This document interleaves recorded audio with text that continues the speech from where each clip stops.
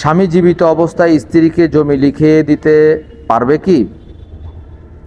স্বামী জীবিত অবস্থায় স্বামীর তো অনেক পাওনাদার আছে। 4 নম্বর সূরা সূরা নিসার 11 নম্বর আয়াতে ইউসিকুমুল্লাহ, আল্লাহ তাআলা ওসিয়ত করেছেন কাকে কি দিতে পারবো আমরা।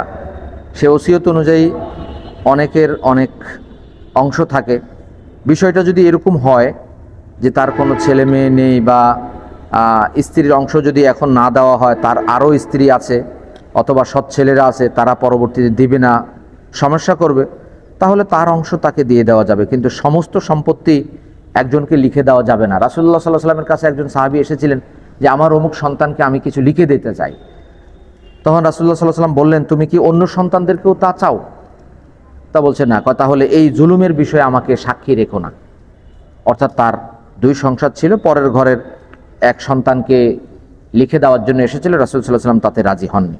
তাতে বোঝা যায় যে এককভাবে কাউকে সব কিছু লিখে দেওয়া যাবে না।